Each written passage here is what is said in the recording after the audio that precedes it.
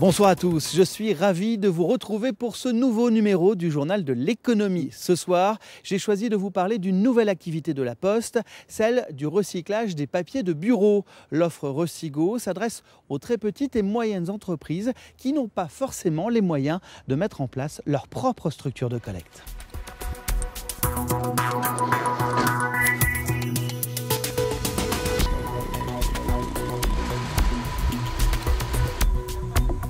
C'est ici, à la plateforme industrielle Courrier de Saint-Étienne-du-Rouvray, qui a rassemblé le papier collecté dans le cadre de Recigo. L'opération a été lancée nationalement en 2012 et aujourd'hui, 63 entreprises, collectivités ou associations de Haute-Normandie sont clientes. L'an passé, 36 tonnes de papier ont ainsi pu trouver une seconde vie.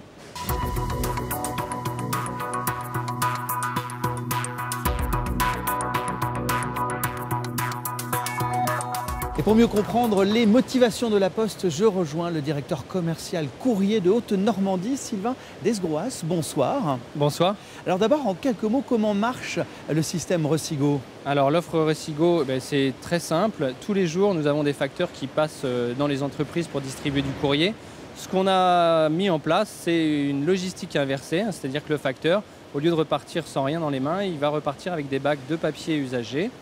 Ce papier sera d'abord stocké au niveau des plateformes de distribution. Ensuite, il sera massifié, il arrivera ici à la plateforme industrielle Courrier du Madrier. Et que devient ce papier récolté une fois qu'il est arrivé ici ? Alors, il est ensuite acheminé vers nos filiales Nouvelle Attitude, qui sont des structures d'insertion par le travail, où il va d'abord subir un tri. Et une fois que ce tri sera effectué, le papier sera envoyé vers des usines à fabriquer du papier. Et chez nous, par exemple, en Haute-Normandie ? Donc en l'occurrence en Haute-Normandie, c'est l'usine UPM Kéméné qui est juste à côté. Et alors combien ça coûte à vos clients ? Ça commence aux alentours de 400-420 €. Notre panier moyen se situe plutôt aux alentours de 700 à 800 €. Alors aujourd'hui, on s'éloigne un petit peu des missions premières de la Poste, le courrier. Pourquoi vous êtes-vous lancé dans cette nouvelle activité ? Alors, d'abord, il y a une question de mutation du marché. Notre marché historique de distribution du courrier est vraiment en pleine mutation. Et nous, ce que nous souhaitons faire, c'est garantir la pérennité du passage du facteur en quotidien chez toutes les entreprises et les particuliers.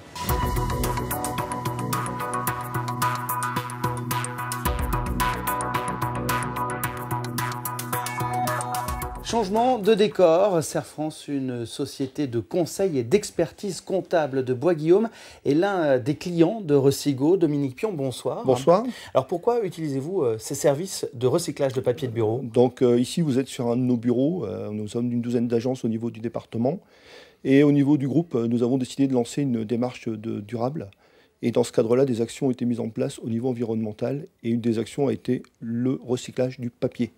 Globalement, on a une douzaine de tonnes à recycler au niveau de l'entreprise. Vous avez des besoins spécifiques liés à votre activité ? Oui, tout à fait. Nous devons être respectueux de la confidentialité de nos documents.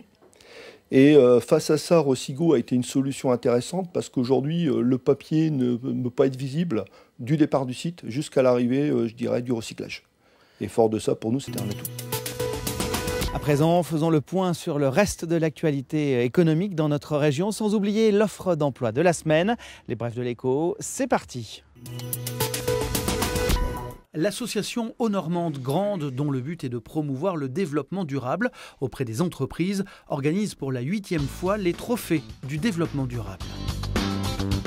C'est une action phare de l'association, visible, et qui nous permet de délivrer un message à l'ensemble du territoire qui consiste à dire c'est possible de s'engager en faveur des grands principes du développement durable, c'est possible dans le monde économique et c'est compatible avec la réussite des entreprises et nous en faisons la preuve par l'exemple au travers de ces trophées. Grande met en valeur les pratiques positives des lauréats dans des vidéos. Prochaine cérémonie des trophées du développement durable le 27 novembre. Pôle emploi Harfleur recherche 2 chefs de rang en CDI. Poste basé au Havre, en restauration traditionnelle. Expérience exigée de 5 ans. Retrouvez tous les détails sur notre site internet. Pour notre portrait d'entreprise de la semaine, direction Étrépagny où une toute jeune entreprise, Novastel, invente les compléments alimentaires du futur. Pour faire face à sa croissance, elle inaugure cette semaine de tout nouveaux locaux. Visite guidée en compagnie de Jean-Paul Lusseau et Olivier Flavien. Cette pâte brune, visqueuse et sentant le poisson, c'est en fait une richesse à base de graisse, des acides gras, de la bonne graisse comme on dit. C'est quasiment 100% graisse, mais que du bon. Celle qu'on ne va pas stocker, nous les femmes, dans les hanches, les cuisses. Les phospholipides sont des molécules que l'on trouve dans le poisson, les œufs, le soja. Ce stock, c'est le trésor de l'entreprise. Elle le collecte dans le monde entier, en Asie, en Norvège, puis rend homogènes ces produits très différents à l'origine. Les produits sont assez visqueux, assez collants.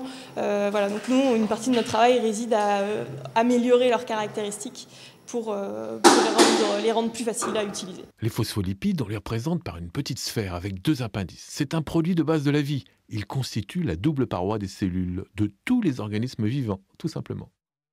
Les compléments alimentaires à base de phospholipides seraient bénéfiques pour tout. L'ouïe, la vue, la mémoire, l'apprentissage, le cholestérol, etc. Une panacée qui a fait décupler le chiffre d'affaires de l'entreprise. Débutée en 2009, à 2, dans un appartement parisien, elle emploie maintenant 17 personnes dans ses locaux pleins d'ambition d'Étrépagny.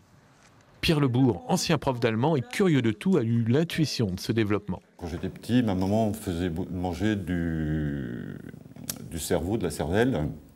Il y avait des raisons, c'est que ça m'apportait des oméga-3, ça m'apportait des phospholipides. Avec l'histoire de la vache folle, c'est disparu de nos assiettes. Donc nous, on va apporter ça sous forme de complément alimentaire à partir de sources végétales. Le développement de Novastel en est à son début. L'entreprise espère doubler encore son chiffre d'affaires d'ici 2017. Avant de vous quitter, je vous rappelle que vous pourrez retrouver le journal de l'économie sur notre site internet, tout comme les analyses de notre partenaire, le journal des entreprises de Haute-Normandie, sur l'activité de Rosigo de la Poste. Très bonne semaine et à mardi prochain.